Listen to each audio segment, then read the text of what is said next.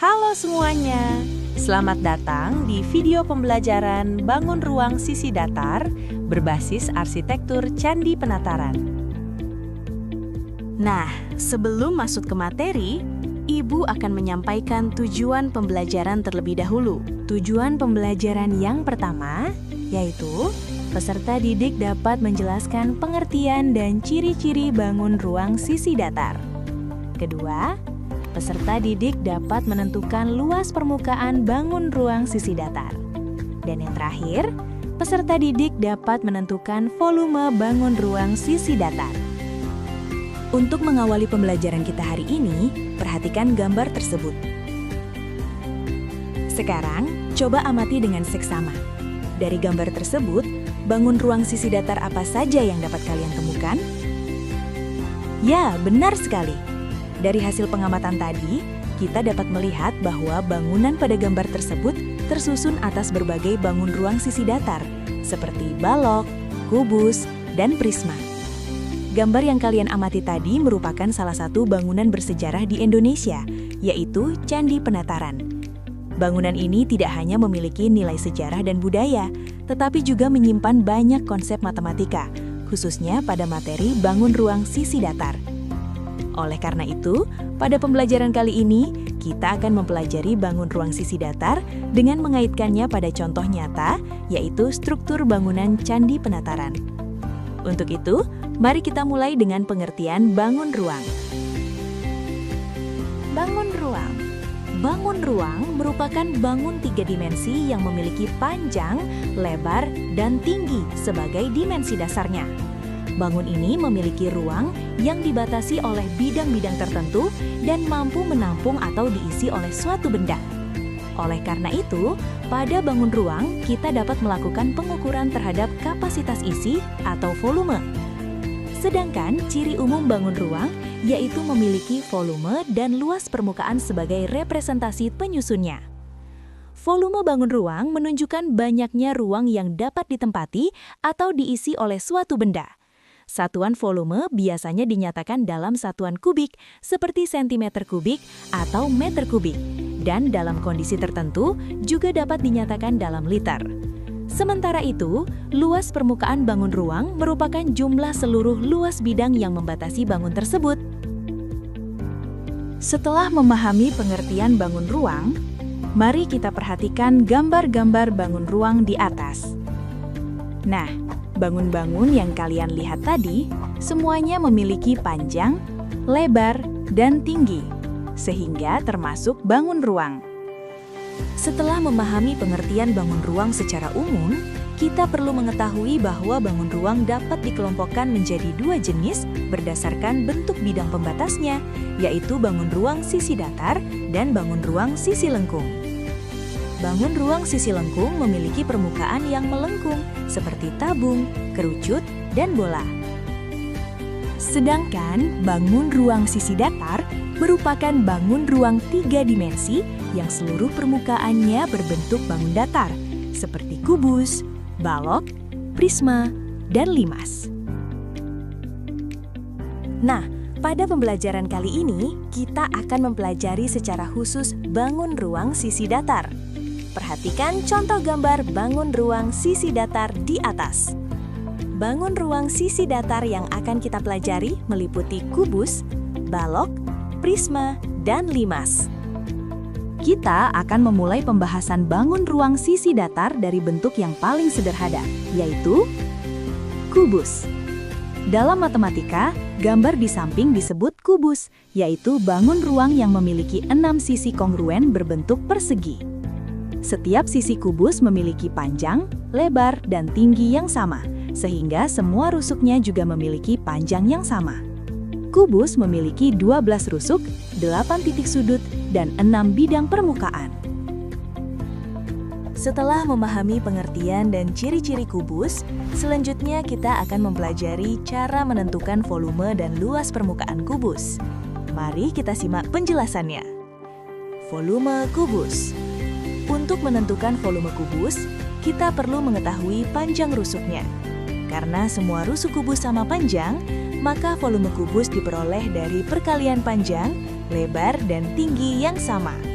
Oleh karena itu, rumus volume kubus adalah V sama dengan S dikali S dikali S, atau V sama dengan S pangkat 3. Luas permukaan kubus. Selain volume, kubus juga memiliki luas permukaan, yaitu jumlah seluruh sisi-sisinya.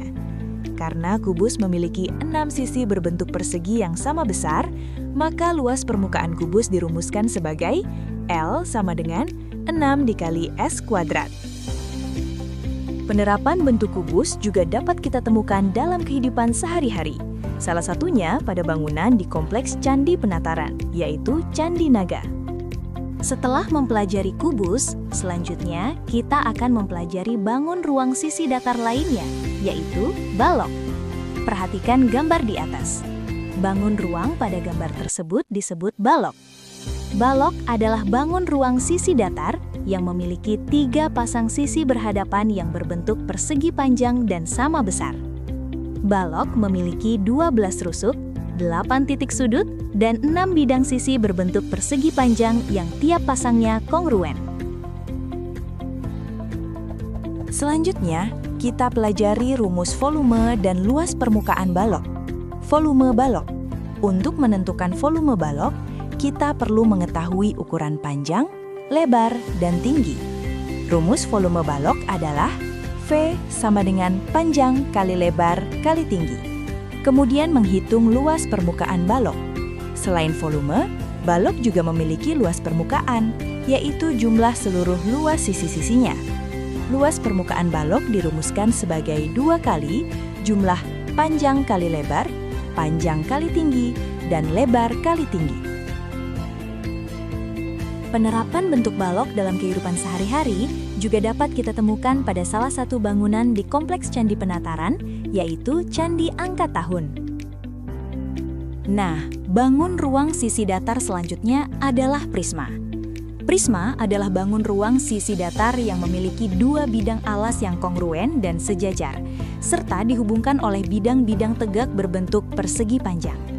Untuk prisma segi N, banyak sisinya ditentukan dengan N plus 2, banyak titik sudut ditentukan dengan 2 kali N, dan banyak rusuk ditentukan dengan 3 kali N. Tahukah kalian, prisma tidak hanya memiliki satu bentuk saja. Bentuk prisma bergantung pada bentuk alasnya, yang dapat berupa segitiga, segi 4, atau bentuk poligon lainnya. Ciri khas prisma adalah semua penampang yang sejajar dengan alas memiliki bentuk dan ukuran yang sama. Nah, selanjutnya kita masuk ke volume dan luas permukaan prisma. Untuk menentukan volume prisma adalah V sama dengan luas alas dikali tinggi. Sedangkan untuk menentukan luas permukaan prisma, diperoleh dari 2 kali luas alas ditambah keliling alas dikali tinggi. Untuk penerapan bentuk prisma dalam kehidupan sehari-hari, dapat kita temukan pada ornamen batu pada undak-undakan pendopo teras Candi Penataran. Setelah mempelajari kubus, balok, dan prisma, bangun ruang sisi datar terakhir yang akan kita pelajari adalah limas. Limas adalah bangun ruang sisi datar yang memiliki satu alas berbentuk bangun datar dan sisi-sisi tegak berbentuk segitiga yang bertemu pada satu titik puncak. Jika alas limas berbentuk segi N, maka banyak sisinya adalah N ditambah 1, banyak titik sudutnya juga N ditambah 1, banyak rusuknya adalah 2 kali N, dan bidang tegaknya berbentuk segitiga sebanyak N buah. Hubungan ini berlaku untuk semua jenis limas, tergantung pada bentuk alasnya.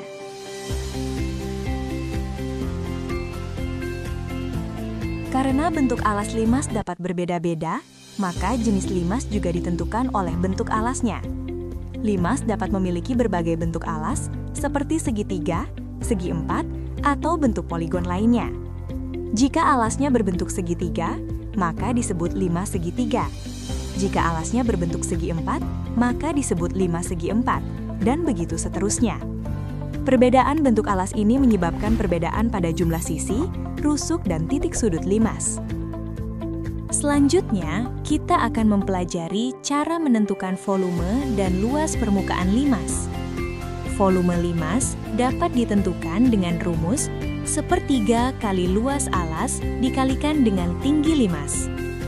Perlu diperhatikan bahwa yang dimaksud tinggi limas adalah jarak tegak lurus dari titik puncak ke alas, bukan panjang sisi miringnya.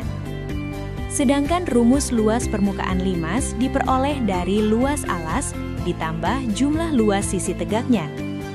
Sisi tegak pada limas berbentuk segitiga, sehingga luas setiap sisi tegak dihitung menggunakan rumus luas segitiga. Rumus volume dan luas permukaan ini berlaku untuk semua jenis limas, baik limas segitiga, segi empat, maupun limas dengan alas poligon lainnya. Penerapan bentuk limas dalam kehidupan sehari-hari dapat kita temukan pada bentuk stupa di bagian atas bangunan Candi Angka Tahun di kawasan Candi Penataran. Perhatikan contoh soal berikut. Susunan anak tangga pada Candi Naga berbentuk balok dengan volume 105.000 cm3. Jika panjang batu tersebut 350 cm dan lebarnya 100 cm, tentukan tinggi tangga batu tersebut. Nah, untuk menentukan tinggi balok, kita gunakan rumus volume balok, yaitu V sama dengan panjang kali lebar kali tinggi. Nilai yang diketahui kemudian kita substitusikan ke dalam rumus, sehingga diperoleh 105.000 sama dengan 350 dikali 100 dikali tinggi. Selanjutnya, kedua ruas dibagi dengan 35.000 untuk mendapatkan nilai tinggi. Hasil perhitungan menunjukkan bahwa tinggi tangga batu tersebut adalah 3 cm. Untuk memperdalam pemahaman kalian, kerjakan soal berikut secara mandiri. Nah, dari pembahasan dan latihan tadi, kita bisa merangkum kembali inti materi bangun ruang sisi datar. Bangun ruang sisi datar adalah bangun ruang yang seluruh sisinya berbentuk datar. Jenis bangun ruang sisi datar yang telah kita pelajari meliputi kubus, balok, prisma, dan limas. Kubus memiliki 6 sisi berbentuk persegi. Volume kubus diperoleh dari sisi kali sisi kali sisi, dan luas permukaannya dari 6 kali luas sisi. Balok memiliki sisi berbentuk persegi panjang. Volume balok diperoleh dari panjang kali lebar kali tinggi, dan luas permukaannya dari jumlah luas seluruh sisinya. Prisma memiliki 2 alas yang sejajar dan kongruen. Volume prisma diperoleh dari luas alas dikalikan tinggi, dan luas permukaannya dari luas alas ditambah luas sisi tegak. Demikian pembelajaran bangun ruang sisi datar hari ini. Melalui pembelajaran ini, semoga kalian semakin memahami bahwa matematika tidak hanya berupa rumus, tetapi juga dapat ditemukan dalam kehidupan sehari-hari. Teruslah berlatih dan jangan ragu untuk bertanya. Tetap semangat belajar, dan sampai jumpa pada pembelajaran berikutnya.